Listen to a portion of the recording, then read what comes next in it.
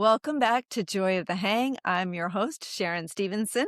Today's conversation is one I'm deeply honored to have. I'm sitting down with retired Brigadier General Remo Butler, a man whose life and leadership represent not only excellence in service, but true resilience in what comes after. General Butler rose through the ranks of the United States Army to become a Brigadier General, a distinction achieved by only a small fraction of those who serve. His career reflects decades of discipline, responsibility, and leadership at the highest levels, where decisions carry weight and lives are impacted in ways most of us will never fully understand. But his story goes beyond rank. He is also a trailblazer, breaking barriers as the first Black man to reach the rank of Brigadier General in his command, paving the way for others and redefining what leadership can look like. And yet what makes this conversation so powerful is what happened after the uniform came off. Like many who have served, General Butler faced a battle that wasn't invisible. It was his wife, his partner, who saw what he couldn't yet name, recognizing the signs of PTSD and helping guide him toward healing, standing, and a new chapter of life. This is a conversation about service, but also about identity, transition, love, and the courage it takes to face yourself when the mission changes. General Butler, it is truly an honor to have you here. Well, Sharon, it's an honor for me to be here with you. Well, welcome. I'm so excited to learn your story. I know a little bit about you, but when you look back on your 29-year career, rather, what are you most proud of? Not the titles, but the moment. No, the things I'm most proud of are one, the paper I wrote in 1997, Why Black Officers Fail. That paper has been going around in different circles since 1997. A year ago, I was home and there was a fraternity who had their conclave here. And they found out I was here, and a couple guys called me and said, "Hey, we read your paper. We loved it. Could you come down and speak to us?" So I went downtown Tampa, met up with them, and we just had some good intellectually stimulating conversation. And a lot of the problems that I identified then are still problems today. Tell me some of the problems you identified then. Well, one of the biggest problems I identified is to be successful in the military, you need a mentor. And as my wife says, it's like trying to run a marathon, and you could be the fastest person there. But if you don't know the course, you're going to fail. And a lot of people don't know things that are simple. You would think that just taking which jobs, but it's different. Each job has a different weight to it. Some jobs are weighted more than other jobs. Some jobs will give you more time at home, but you're not going to get promoted. And you have to learn to identify those jobs. You have to learn to establish relationships outside of your comfort zone.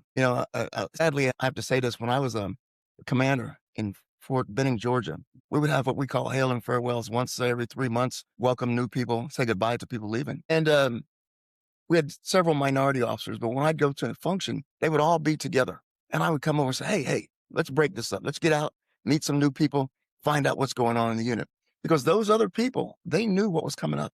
They knew which positions were going to be open because they were usually talking to people who were higher ranked than them. So unless you know what's going on, you're clueless. You're just out there floundering around. And so many young Black officers just kind of floundered around. They stayed in their cliques. Yes. Yeah, as we all do, I think, too, in life. We stay in our comfort zones, right? Yes, and that's one of the things we have to do is get out of our comfort zones. Yeah. So take me back to the beginning. I know on the podcast I listened to previously to getting prepared for our conversation today, you were brought up in a small town, Egypt, Mississippi, Yes. Right? I know Mississippi well because actually my ex-husband was from Gulfport, Mississippi. Okay. Do you know where that is? Yes, I do. Okay. It's on the coast. Yeah, it's on the coast, so a little bit away probably from where you were, right? And you had no thought of even entering the military because no. it was around the time of Vietnam. Before Vietnam. Even before Yeah. Vietnam. Okay, so take me back to that. How did you end up serving in the military to begin Well, with? if you go back, like they say, way back, I was born in Egypt, Mississippi. Yeah. And Egypt used to have a blinking yellow light. It's not there anymore. It's a highway from Tupelo south. The other thing about it is everybody in Egypt was related to me. And I remember once I made general, I went back for Egypt for a men's day at the church. And the pastor said, everybody who's related to the general, stand up. Everybody in the church stood up. Right. And you look at that and you say, wow, how did I get here? Well, I got here because of my mother. My mother divorced my father when I was young. Small town Mississippi was always going to be small town Mississippi. There was very little growth there. I still have relatives in Egypt who are working in the tire factory or the furniture factory because those are the big things there. And they do that and it just progresses. The part for me was we left and my mother remarried. She married Samuel Butler. He was in the Army. and he was stationed in Valley Forge, Pennsylvania. And I moved there when I was about 6 years old, and he was a military man. Or as we used to say now, he was hard as beaver's teeth. He was a strict disciplinarian, but he taught me about hard work and the value of hard work. He taught me things that I didn't appreciate then, but I appreciate now. One of the things he taught me was communication. Make sure you can communicate with everybody. When you're here with your friends, you can speak like them, but when you're out in public, communicate. So he taught me these things. So you can kind of basically say that from my 6 years old, I was learning the military culture. He was very disciplined, and I was not disciplined. I was undisciplined, but he was very disciplined, and he tried to instill discipline in me, and he did instill some discipline in me. And when it was time for me to go to college, I wanted to go to Tennessee State. At that time, he was stationed in Fort Campbell, Kentucky, and I wanted to go to Tennessee State because Tennessee State was a historical Black college university. My mother said, "No, you're going to Austin Peay State University." Austin Peay State University was the college in Clarksville, Tennessee, not far from Fort Campbell. Well, this was 1970. 68 was when they integrated. Oh, So, there's a 2-year lag time there, but still yeah. not a lot of changes. So I went there, and I remember when I signed into the dorm, put me in a room, and I got a Black roommate. And I'm like, wait a minute, how did I get a Black roommate? Majority of the people here are white, Right. and I There's got a two Black of us. roommate. There's two of us. Yeah, I was Yeah. talking about it one day, and one guy said, "Butler, you don't know?" I said, "No." He said, "They use a pencil." I said, "What do you mean?" He said, "You came in, you was Black." He said that the dorm father, who was a football coach, one of them, put a little black dot by your name. And they waited till the next black dot came in, and they put you guys together. That's how that worked out. I said, whoa, didn't understand that, but I did. The good thing about that was it forced me to communicate across cultures. There were some Black kids there, of course, there were more white kids there. And they ran it from the whole gambit, from the leftist to the far rightist. I learned to communicate with them and established a lot of good relationships with them. So that taught me how to drive through the system and communicate with anybody, irregardless of what their race was, their culture, whatever. I was confident that I could communicate with them. Now, when you leave there and you actually go into the military, during the 70s, the majority of the military officers were what? They were white. White back That's then. right. Yeah. A lot of the senior NCOs were Black. And it was kind of like a tier caste system. And I became an officer, but communicating was fairly easy for me because I had grown up in college, associating with these guys, high school with these guys. So it was fairly easy for me to learn that. But a lot of people don't grow up like that. So communicating with somebody cross-culturally is very difficult for them. And that was one of the biggest hurdles. And I think that was one of the biggest things that kind of kept a lot of minorities back. So what'd you major in college? I majored, when I first got to college, I was in pre-med. Yeah, Really? but organic chemistry told me, you don't want to do that. And finally, I graduated with a degree in political science and a minor in history and military science. All right. And how'd you end up in the military from Well, college? I was in college, and when you're in college, we're all poor. They started an ROTC program at our college, and they were actively recruiting people. And I was like, yeah, I'm not sure, because I had a big afro. I would have to get a haircut, trim my mustache up, So I really wasn't excited about it. And one of my friends came by. He said, "Hey, Butler," he said, when you become a junior, they give you $50 a month. I said, "What?" I mean, 1970, 71, $50 was a lot of money. I said, "Man, sign me up for that." So I signed up for it. But again, as I went into the ROTC program, I was not the wonderful, warm person that I am today that you're dealing with. I had a little bit of attitude, and I wasn't fitting in. I wasn't gelling. The leadership would tell me to do something. I'd go, "You do it." And that wasn't the way the Army military worked. But anyway, I had some good folks. There was a major there, and he was a great guy. And he kind of took a liking to me because he saw something in me that I didn't see and nobody else saw. Between my junior and senior year, I'd had a couple hiccups. And the PMS, who disliked me almost as much as I disliked him, he said, "Well, I don't want to, but I'm going to have to send you to this camp." He said, "But if you don't come out of that camp with a B average, you're out of the program." And he was smiling because he knew that I was going to have a B average. Well, I went through the camp and came back with an A average, so it was kind of like, Uh-huh. yeah. But anyway, the major who recommended me, he was happy as he could be because he knew. He saw the potential in me, which I didn't see in myself. But anyway, we came in and I wanted to go infantry, and I got in field artillery. And I'm like, why me? Why field artillery? It's not what I wanted. Yeah. But everything is for the benefit of the Army. And I had the background, so they said, "You can be a field artilleryman." And I went in field artillery, kicking and screaming, didn't like it. But I went there, stayed for a little over a year, came back to Fort Hood, Texas, and became an infantryman. And I stayed there for about a year and a half. And then I signed up to go Special Forces in 1977. I never understand why people sign up for special Well, forces. I'll tell you why I went. Tell me I'll tell why. you why. Because it's very risky. You It don't. is. I've had 23 surgeries, Yeah. and most of them come from the jumping out of airplanes and heavy rucksacks, mistreating your body. Back in those days, remember I was young. What they say, young and dumb? I was young, and I was the toughest man in the world in my mind. And I met some special forces guys, officers when I was in Korea. And a couple of them helped me out of some issues I had. And I had a lot of respect for them. And I said, man, these special forces guys, they're my kind of people. And I want to be one. Yeah. So I said, okay. And just so happened at that time, my company commander, was also a Special Forces Vietnam vet. So we talked about it, and he said, yeah, he said, Remo, you'll be good in Special Forces. He said, fill out a 4187, which is just paperwork. And I filled it out, turned it into my S1. And one day I was in the motor park, where we do maintenance of vehicles and so forth. And one of my men came by and he said, hey, sir, commander's looking for you. He said, the commander's looking for you. Okay. So I got up, found him, said, sir. He holds up the 4187, which was the paperwork. He said, what the hell is this? I said, sir, that's a 4187 for Special Forces. He gave me this look of disdain. He said, you're not going to blank in Special Forces. You're a good officer. You're going to command a company here, and you're going to move out, and you're going to be a great infantry officer. Yes, sir. So, saluted, went back, stewed. Finally, the day was over. I went back to the order room. I saw my company commander. And I said, sir, the Italian commander came by and tore up my 4187. He said, oh. He said, you still want to go? I said, yeah. And again, this showed me what SF was about, Special Forces was about. He got on the phone and called his friend, who's the branch chief. Said, hey, I got this guy here, probably going to be a good Special Forces officer. Put him in the course. So a little bit later, I got a phone call from the guy. And he said, hey, I talked to Captain Smekatelli, and he said, you were this. I said, yes. He said, can you swim? And I didn't understand that question, but I went, yeah, I can swim. Okay. They put me in the course. I made it through, and my first assignment was in 3rd Battalion, 7th Special Forces Group in Panama, Camp Pelham, Panama. And that was my first assignment in Special Forces. It was a perfect match. As I would say, it was a match made in heaven. Really? Why so? I enjoyed it. I loved what I was doing. You had kindred spirits around you. Everybody around me thought they were the baddest person in the world, but they were all smart. They were intelligent. They were self-starters, and all they need for you to do is point them in the right direction and say, go.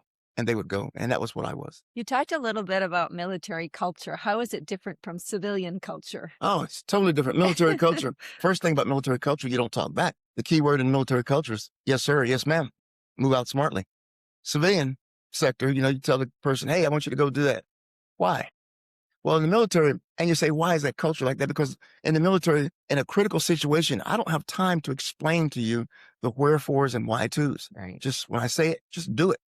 Yeah. And that's a big part of the military culture. The other part of military culture is, I like to say, most of them are self-starters. That means the people who go out don't need a lot of guidance. Just give me the mission and let me go for it. So when you first started, though, you shifted from that college mentality to going now into boot camp, I'm assuming, and having to follow the rules. Yes. So that must have been a little bit of friction for you, right? It was or did kind you of immediately fall in line? It was kind of, but I knew when to fall in line. Okay. I didn't immediately fall in line for everybody, but I knew who I had to fall in line for. Okay.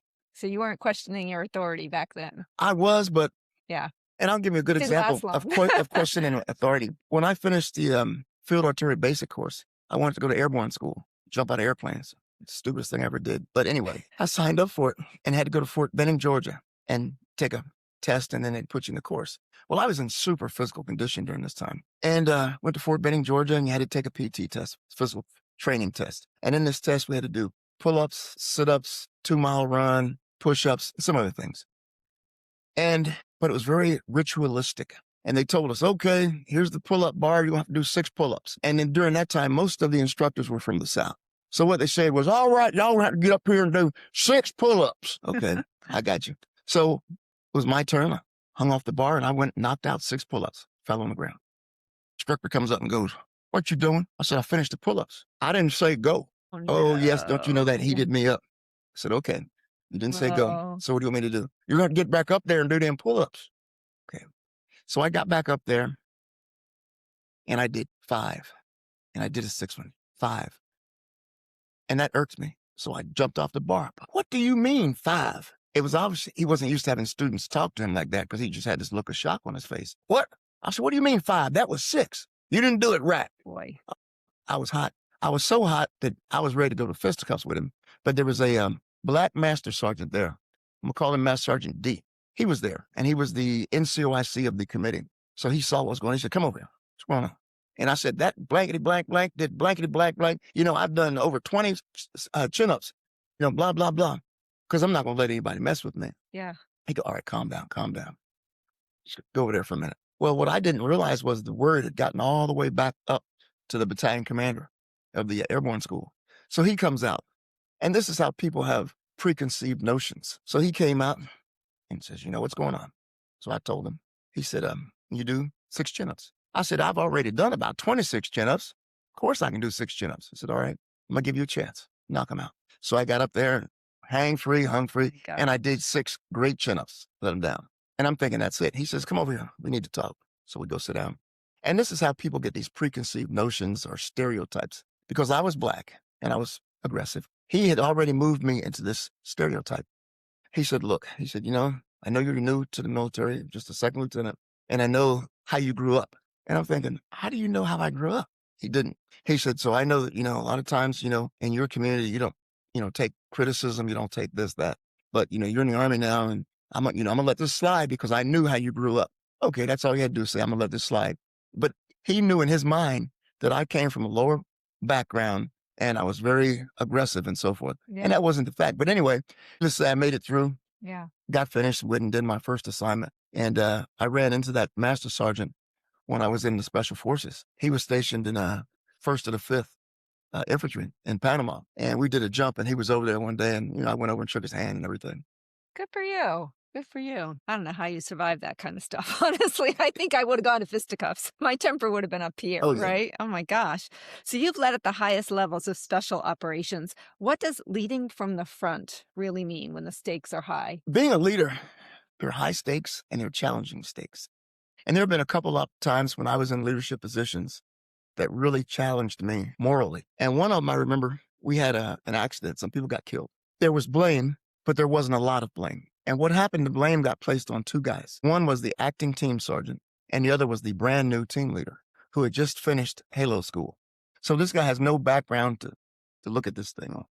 So anyway, the mission was to conduct a Halo jump, and it was right next to the ocean. Well, it depends on who you talk to what happened. Some people say the green light came on early. They went out too early. Did a lot of things. But anyway, there was nothing concrete that said he made this mistake. There was a lot of innuendos. Well, because 2 people got killed, there were some people who were looking to crush somebody. Those were my guys. And I knew that one of them really wasn't qualified to do it, and the other was very junior to be jump masters for this kind of operation. So my job was to, protect them. And I had a general officer say to me, what you going to do? And I said, well, sir, I'm going to, do my investigation and find out what's what and who's did what. And I did my investigation, and my investigation was basically, some mistakes were made. They were made by more than just these 2 guys. And these 2 guys were in positions of responsibility when technically they probably should not have been there. You should have had somebody more seasoned to lead this operation. But because it was a international operation, those guys, they went 100%. They did what they thought was the right thing. And you can't fault the person for that. But anyway, at the end of the day, I elected not to do anything to them. And I had to go and let my senior folks know what I chose to do. Well, it's really funny. As I was saying it, I looked at some of them and I could see them have that, he made the right choice. But again, there were some there who wanted blood. Right. And I refused to do that. When you have to go out and stand up for your guys for a mistake and knowing that your career could also be on the line, because I knew when I made my decision that somebody might not like it. And they'll say, well, you're finished too, bud. But that's one of the things you have to do as a leader. The other one was when I was leading in SOC South in Puerto Rico. I had a SEAL platoon with me. And as you know anything about the SEALs, they are PT or physical training fanatics. They're badass. Oh, once a month, these guys would go out and run, 3 to 5 miles, then come in off the run and swim a mile or 2. And they invited me to do it. And you got to remember, this time I had real bad knees. I said, okay. So I went out and did it. And it became a monthly thing. And then I tried to get my staff to do it. I didn't put a lot of pressure on them, but it was very hard. And after that, one day, one of the SEALs, you've seen those little metal men they make when people leave and they give them to them. One of the SEALs made those, and he made one for me. And it was a Green Beret with a M16 and leading the charge. And he said, sir, he said, I want to give you this. He said, I've been doing this a long time. And he said, you're one of the first flag officers that would do this PT with us. That's leading from the front. Wow, that's a great story. And speaking of leading from the front, let's talk about your new book, Lead from Yeah, the front. Lessons and Legacy from the First Black U.S. Army Special Forces General. That's me. That is you. So tell me about your book. When did this come out? My wife had been on me for a long time to write a book. Yeah. A lot of people said write a book. I was on a podcast with two guys I served with. One was a SF and one was a Ranger. And they said, you ought to write a book. And I'm like, yeah, okay. And I came home and it was near my birthday and my son gave me a card. And it said, Dad, I really don't know a lot about what you did. And it was a little book and started off, your early childhood, so forth, so on. So I wrote it and I thought about it and I said, you know what? I should write a book for him. And, I sat down, my wife helped me and I wrote a book because I want him, as he said, Dad, he said, I don't know what you did. He said, I hear people talk about it, but I really don't know what you did. And he said, how can I tell my son what his grandfather did? I said, so that's when I wrote the book. I love it. And here's some photos of you in Yep. here. This is great. Show you a couple. That's when he was younger. And that's me and my father, Command Sergeant Major Butler. And for those of you that are listening, if you want to see the full video and the photos, you'll have to look at the YouTube channel. But anyway, yeah, that's amazing. So was there a moment when you realized you weren't just leading a unit, you were shaping lives? Yes. In fact, that started after I wrote my paper. Because what happened when I wrote that paper, a lot of people think if you say why black officers fail, you have to put the blame on somebody. And many times people like to throw blame out. I don't throw blame out. I used facts, hard facts and statistics. And I found out that there were certain reasons why they failed. And one of the reasons was didn't get the right job. Number two, you didn't have anybody telling you how to perform your task. Like my father said, and I said in a lot of my podcasts I've done, you got to do the hard jobs. Because when you do the hard jobs, you make somebody else look good. And when you make them look good, now they feel loyalty to you. Right. So now say, you know what? That guy made me look good. I'm going to take care of him. And not only that is it taken care of right then, you know what? I'm leaving. He's going to be here. But my friend over there in that unit needs an operations officer. So I'm going to recommend him to be the operations officer. So, you get, you're doing it, but other people recognize what you're doing and they want you on their team. And the other part of that, as I was moving up, a lot of minority officers would come to me and go, what do I do? How do I handle this situation? Mm. Because they knew from the paper that I'd already been there. So they were using me. And at one point in time, I remember before I retired, I had about 11 or 12 Black and Latin sixes in special forces that I mentored. So the paper again is called Why Black Officers Fail. How could people find it if they wanted to read it? It's in the book. It's in the book.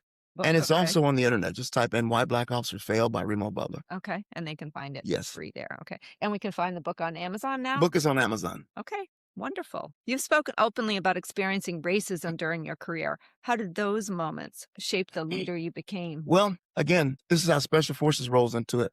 When I was a brand new second lieutenant, didn't know much, went to career, Camp Pelham career, 1st to the 17th Field Artillery. And as lieutenants, you're all young, same age, you guys hang out together. There's a pecking order, just like in civilian world. This guy's here, and everybody knows the pecking order. Well, when I got there was a West Point lieutenant. Me and him were 1 and 2. Today I was 1, he's 2. Tomorrow he's 1 and I'm 2. But we were both, neck and neck on that, and everybody knew it. And back in those days, they had a 60-day OER, I believe it was called, 60 or 90-day. But anyway, we all came in about the same time. We all got our OERs about the same time. What's an OER? Officer Efficiency Report. Okay. So being young lieutenants, we grab our reports and we go out back behind the orderly room and we look at them and we compare. Well, we had a guy in our unit, they called him Billy Big Body because he was a big fat guy. This is before they had weight standards. And he was about as sharp as a broke brick. But anyway. I love your quotes. we're looking at OERs and this one guy who was a West Pointer opened his up and he got like a 190 something, which we expected. That's good. Billy got low, which we expected. Open mine. I got 1 point higher than this other guy. And everybody's like, nah, something's wrong there. There's a mistake. So the West Point guy, he says to me, look, go talk to the XO because there's obviously a mistake here. There's no way this should be like this. So I went to the XO and I showed it to him. He said, oh, that's a mistake. He said, go in there and talk to the boss. He said, this is obviously a mistake.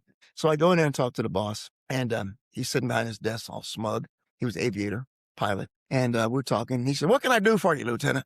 I said, sir, I want to talk to you about my OER. He looks at me and says, I want you to know I put a lot of thought, a lot of work in that OER. And I said, well, you may have done that, but my OER is 1 point higher than, and he knew what that meant. And he looked at me and he said, well, how do you know that? I said, we were looking at OERs. He became very defensive. He said, Lieutenant, your OER is a private, personal thing. You don't ever show that to anybody. Yes, sir. And I'm thinking now, and then he says to me, now I didn't give you that because you were black. Race had never, ever been thought about or came up. Now I'm thinking about it. So I went, as you figure, I was didn't know what to do. And during that time, we had one black captain, and a lot of black officers in those days didn't want to talk to other black officers because they didn't want that stigma. But anyway, I went and found him. I said, hey, and he looks around, make sure nobody's around. He calls me in his office.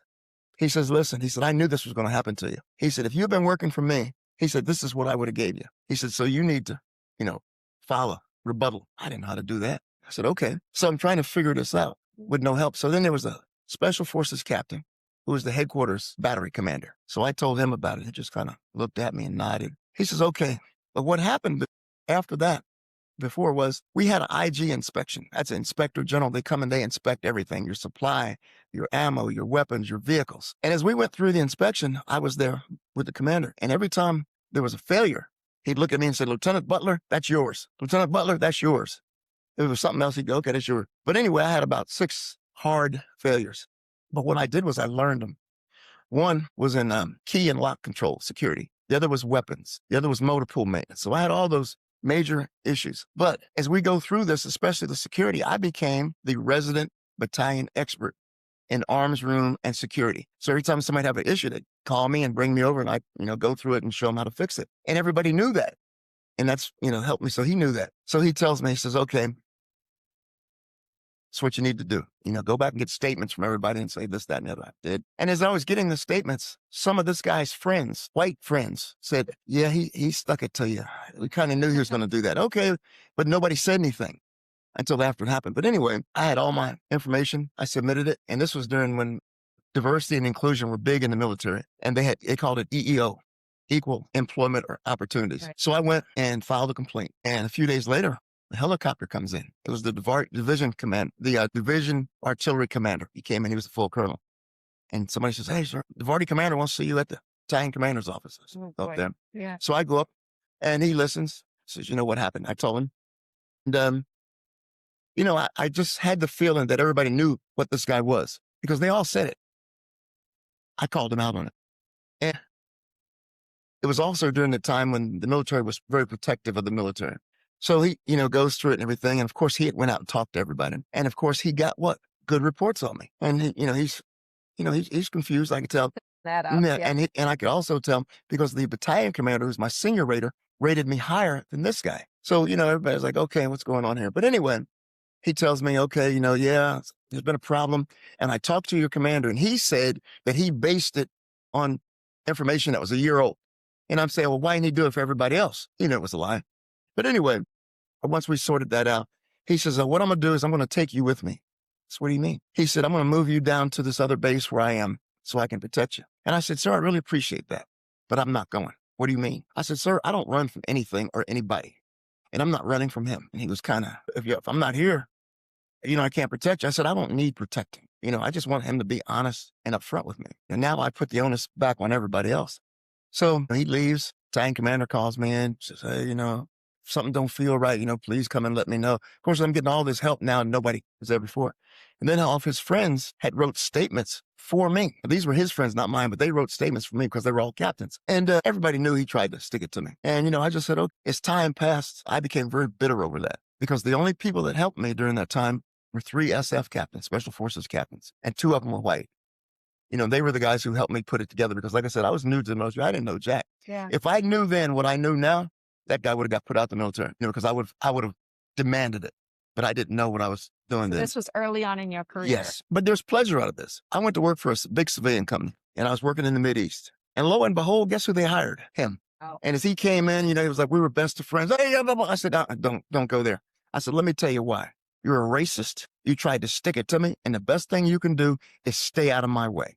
Of course, we didn't go out and drink beer and have coffee after that. Yeah. Yeah. Well, you had a full circle moment, though. Yes, I did. That's amazing. So for people listening who may be facing bias or being underestimated, what would you want them to understand about perseverance and self-worth? Well, if you're a minority, you're going to be underestimated. And I'm going to give you an example of underestimation. 2000 something, I was out of the military, had finished work. Company called me and they wanted me to come to West Virginia for an interview. So they flew me up to West Virginia, sat in this big room. They had a huge table, 20 some guys sitting around this table to question me, and only one black guy at that table. And he was very quiet. But anyway, they questioned me for over 2 hours. And finally, this one guy sitting in the corner, he says, General. I said, yes. Why should we hire you? And I looked at him and I had that look of disgust on my face. I know I did. And I wanted to say, you moron. I said, well, listen, I've been talking to you guys for over 2 hours. If you don't know now that you should hire me, you shouldn't. Oh, no, that's not what I meant. I said, well, that's what you said. That's how I took it. But of course, and of course they hired me. But as we're driving to the airport, the guy who recommended me was a retired Air Force 06. So we're driving to the airport and we're driving. He says, General, he said, I didn't know you were that articulate. And I looked at him and I said, well, what were you expecting me to go? Yeah, you know what I'm saying? And, he figured out what I was saying. The answer was no. And a lot of times when people see a minority, they automatically downgrade your intelligence. They don't think you're intelligent. And if you don't think I'm intelligent, hey, that's fine, because I'm going to kill you. And the other thing is that you have to stand up for yourself. There was a minority officer came to my house in Fort Bragg. I was a 06, and he was a major. And he was about to get a rotten OER. And he called me. It was a Saturday morning. We're about to have breakfast, but he comes to the house, and I let him in. We talk. And he said, I don't know what to do. And I look at everything, and he's telling me the history. And I said, well, can you get people to write statements validating? Yes, I can, sir. I said, now here's what you really need to do. You need to get with your commander, sit down and say, listen, I think I deserve this. You gave me this. Can we talk about why? Whoa, sir, if I do that, he's going to screw me.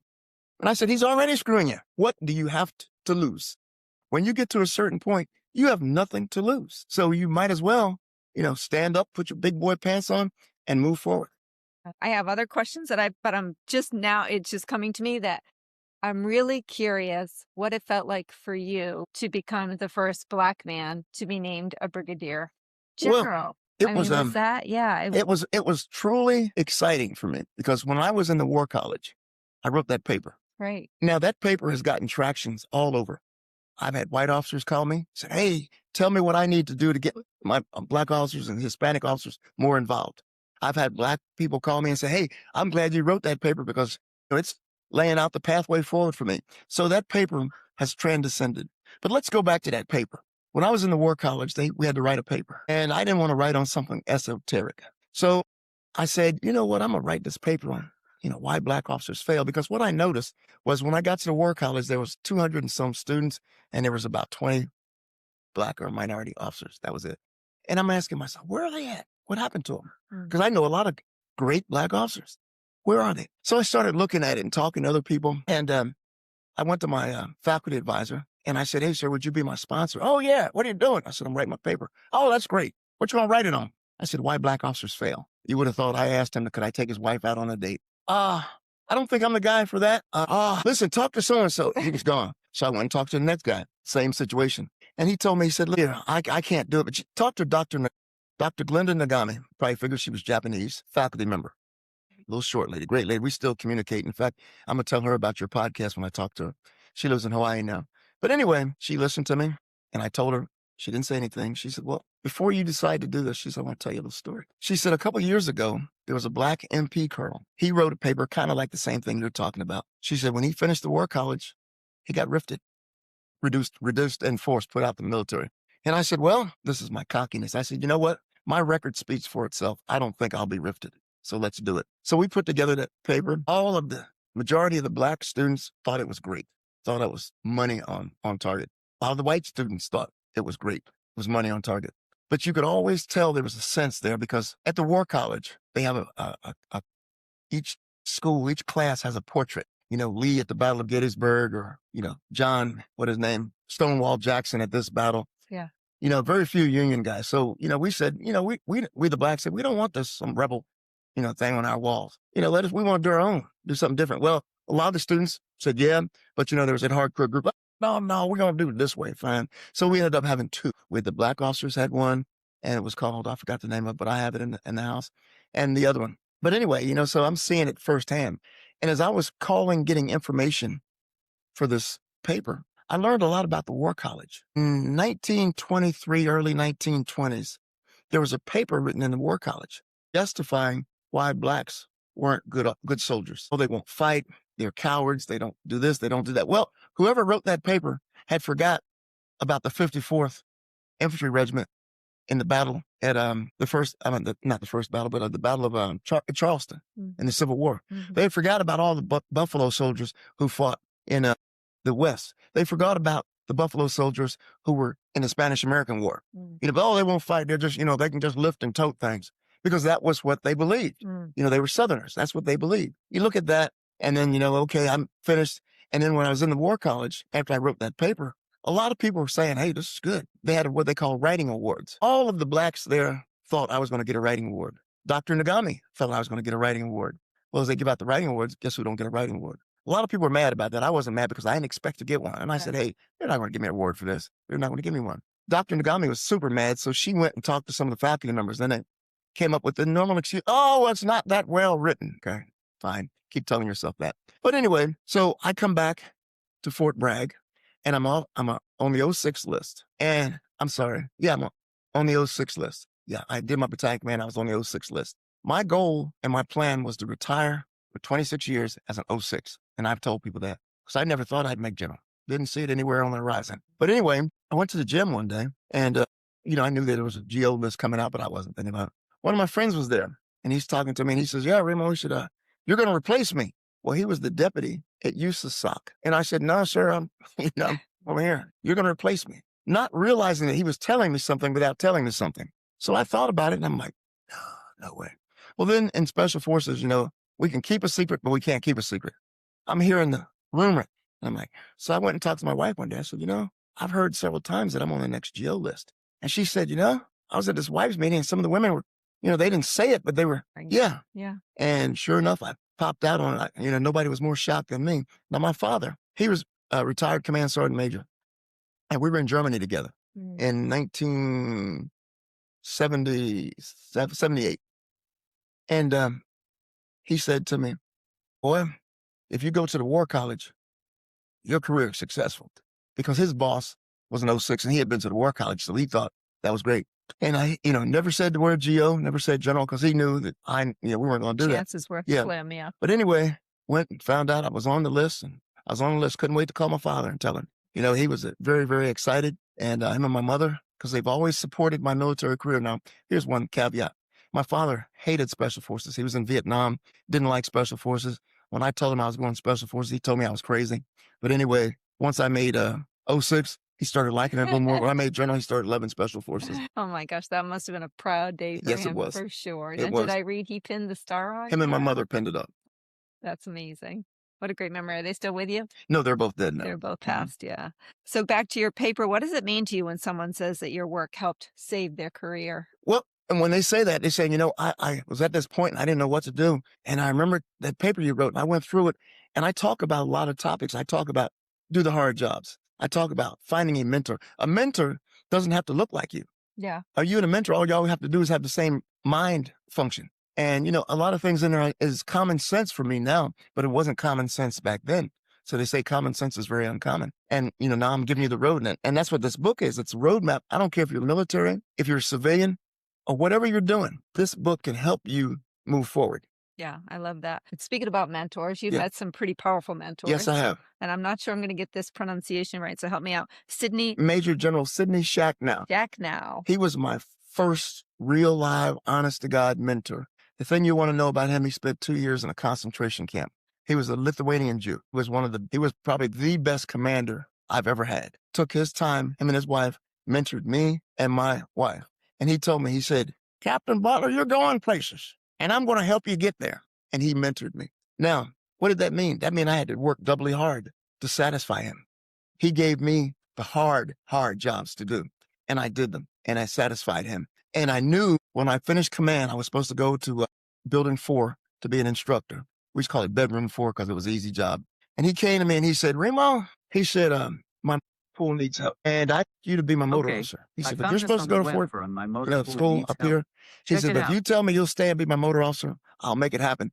And if you do that for a year, I'll get you to Fort Bragg because I'm going to be the next chief of staff at USASOC. It's not a choice. So I ran the motor pool for him, and true to his word, he got me to Fort Bragg. And as I said, he told his friend who was getting ready to be able to take a battalion over, you need to look at this guy. His friend fired the S3, brought me over, made me the S3. And that was good, but it was also bad because the guy that got fired came up to me and said, listen, nothing personal, but they didn't think I could do the job. So I'm not helping. So it made my job much harder. But, Yeah, you start building your reputation up by doing things like that.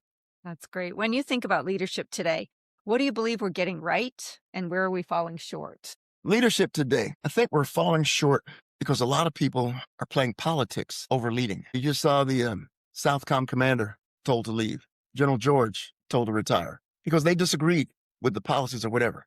And that's what you do as a good leader. You say, hey, I don't agree with that. And if you feel strongly about it, you do like they did, you retire.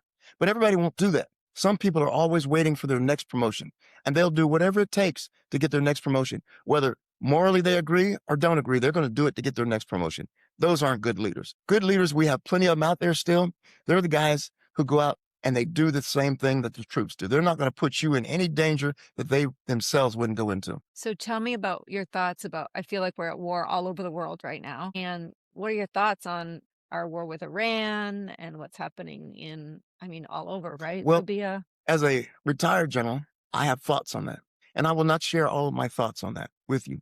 But I will tell you this. I will share this with you. I think that we have stepped into something without a road exit or an off ramp.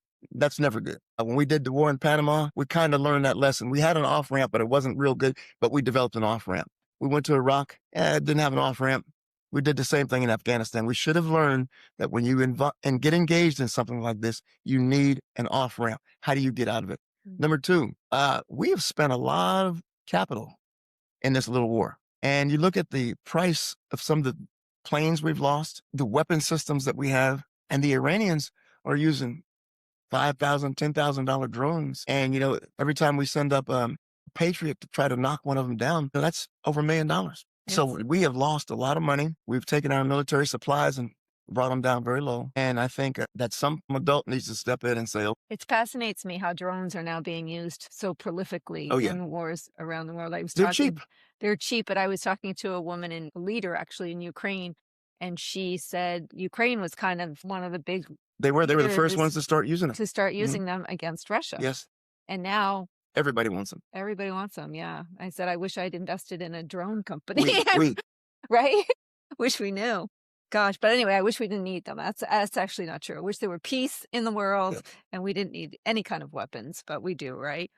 Was it difficult to transition from leading at that level to civilian life, or did it feel like a natural next chapter? It was a natural next chapter because when I left the military, I stepped right into a leadership position with a large civilian company. Okay. So it felt just fine. It was just fine. But like you said, the leadership was different in that Yes, yes. when you told someone to paint a wall, they would say, Yes. I'll get to it whenever. My brother has said that. That's why I kind of chuckled when I heard you say it on another podcast, because he said it was horrible going from being an Yeah. officer in the Navy, and when you told someone to go do something, they were like, yes, Yeah. sir.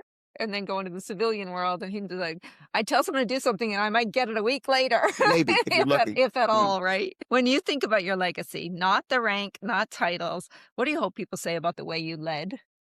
That I led from the front and that I always had a helping hand to help somebody up. Beautiful. If you could sit down with your younger self, the young man unsure about joining ROTC, what would you tell him? Get your attitude right.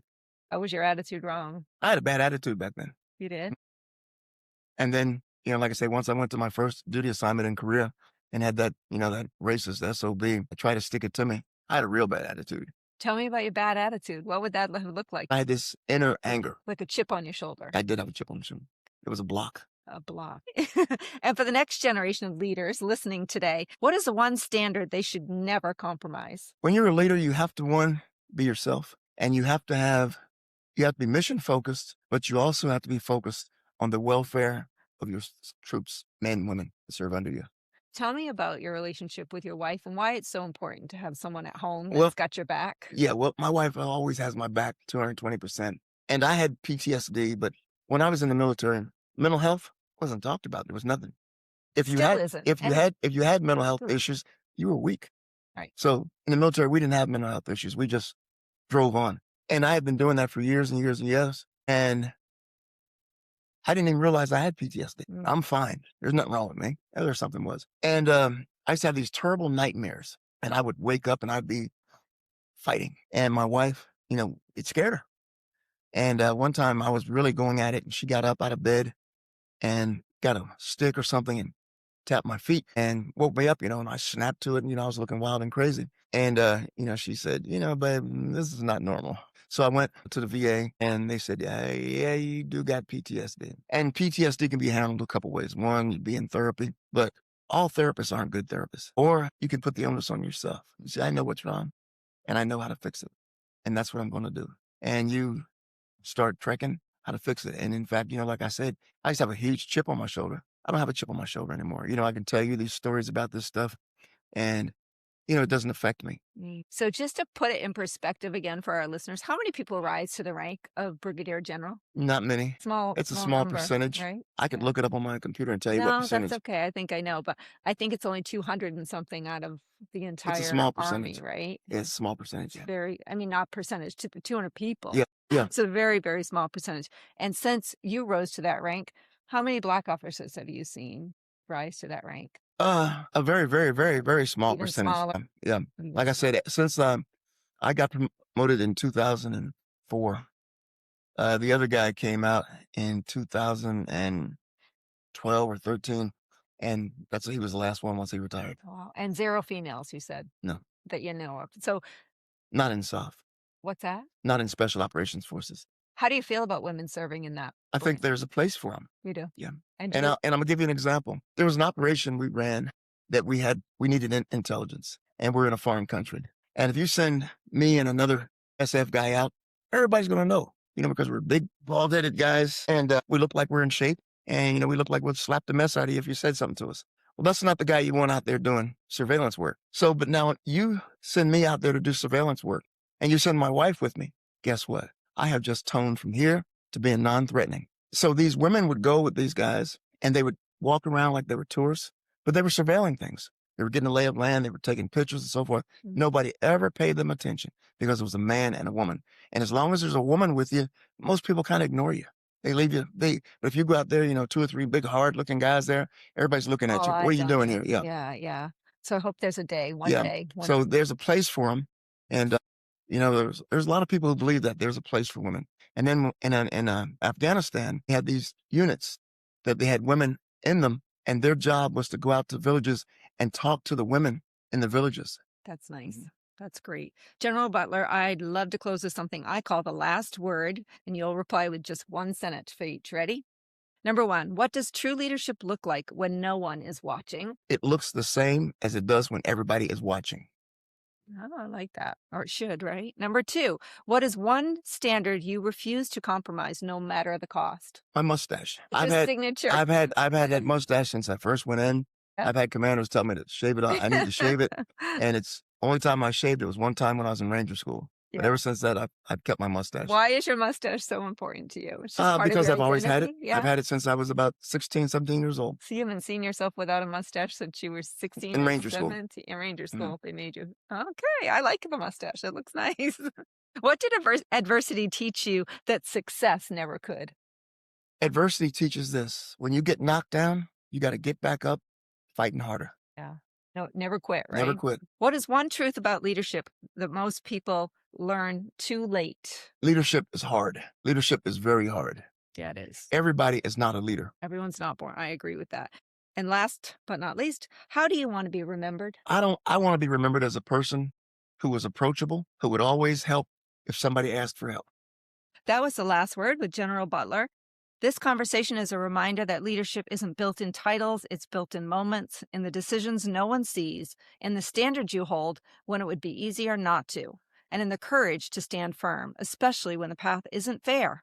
General Butler's story isn't just about military service, it's about character, about resilience, about choosing excellence again and again, even when the odds are stacked against you. And maybe most importantly, it's about people, because at the end of it all, that's what he remembers most. If this conversation moved you, share it. These are stories that shape how we lead, how we live, and how we show up for each other. Until next time, stay present, stay connected, and don't wait to lead with intention. General Butler, I want to thank you for your service. Thank you for being here with me today. It's been an honor and a pleasure. Another pleasure is all mine. Thank you very Thank you much. so much. And remember, everyone, pick up the book, Lead from the Front, Life Lessons. Take care until next time.